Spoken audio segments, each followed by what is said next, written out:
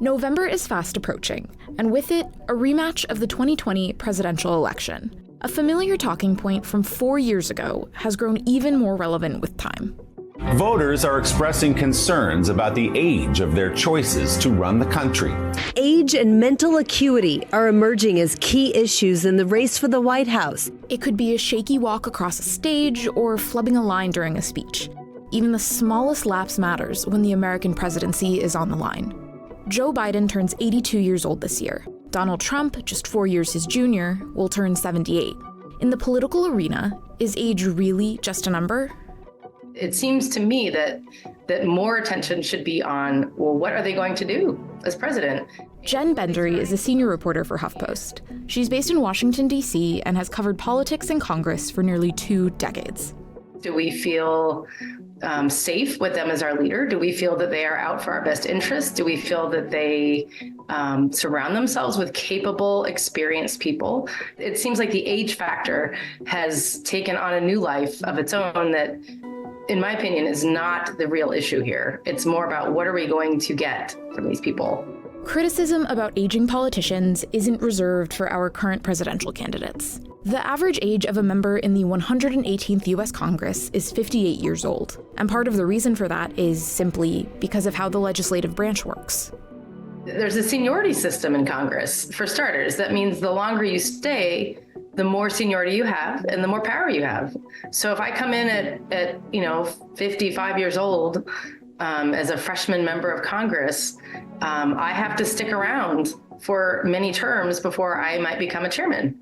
And if I want to move into leadership, that's another several batch of years. And maybe it's going to take 15 years for me to get up there. By now I'm 70 years old and I'm ready to be the leader if I'm not the majority leader, maybe I'll be the majority whip and I'll be in leadership and I'll wait another 5 years to become the majority leader. Politician or not, who would want to bow out of anything after putting in time and effort? But that assumes someone can and is doing a job successfully. That's not always the case.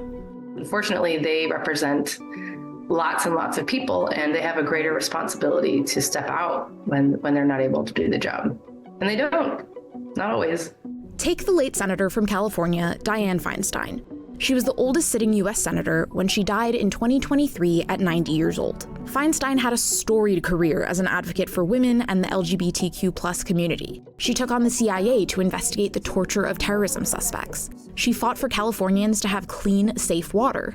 But in the last months of Feinstein's life, the conversation was less about political accolades and more about her visibly declining health. In the last several years, it was clear something had shifted with her. She would mix up certain things that were totally different subjects. When you were talking to her, she was due to be the next chairman of the Judiciary Committee. It would have been a historic moment to have a woman chairing the Judiciary Committee. It's a powerful committee. And she was very quietly, politely passed over and was still on the committee, but was passed over for the chairmanship because of the concerns about her mental well-being. But Feinstein is far from alone in her reluctance to leave Congress. In 2018, Mississippi Senator Thad Cochran announced his retirement after nearly half a century in office. But his stepping down only came after very public scrutiny of his dwindling health at 80 years old. Months before Cochran announced his retirement, Politico reported the senator had confused his yes and no votes on a key issue. He was described as frail and disoriented, at times forgetting where the Senate chamber was located. There's no question that some government officials stay in office past their prime. But how do you fix that? Term limits have become a popular argument. It's a very popular idea in theory. People look at Congress and see all these old people in there, and I think they were like, let's get change in there. But it's not as simple or easy a solution as you might think, especially when you consider how our government bodies are structured in the first place. When you try to impose term limits on lawmakers, that is going to directly clash with the way Congress is set up for people to ascend and move up over time. By the time they reach the height of their work in the chamber, they'll be pushed out. So you won't ever ascend. The term limit idea also boldly makes the assumption that getting older is directly correlated with declining job performance. And that's simply not the case.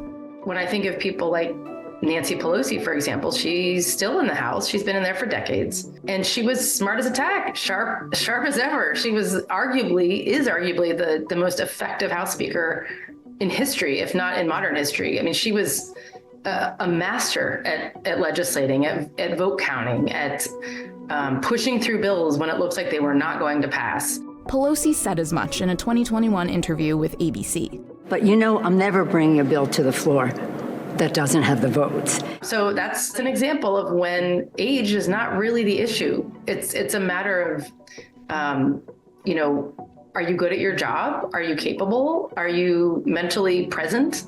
In early 2024, Senate Minority Leader Mitch McConnell made a surprise announcement that he would leave leadership in November after 17 years as head of the Republican conference. One of life's most underappreciated talents is to know when it's time to move on to life's next chapter. McConnell's aides say his announcement had nothing to do with his health. The 82-year-old senator suffered a concussion from a fall in 2023. He's visibly frozen up twice in front of reporters since then. It's almost easy to point to his age and potential health concerns as an argument for him to leave Congress. But that ignores what McConnell has gotten done for his party in the last several years. He was very effective at redoing the Supreme Court, putting 3 conservative justices on it, when in theory, if he had followed Senate traditions and norms and rules, there would have been 1 conservative justice added under Trump, not 3. But because of Mitch McConnell breaking rules and changing norms and pissing off everybody, now Trump has 3, now we have the court that we have, and now we have Roe versus Wade overturned, and now we have all kinds of things that have gone a very different direction. Congressman John James recently introduced a resolution to amend the U.S. Constitution so that a person becomes ineligible to serve if, quote, at any time during the term, the person will be 75 years of age or older. But the chance of a constitutional amendment passing are close to 0.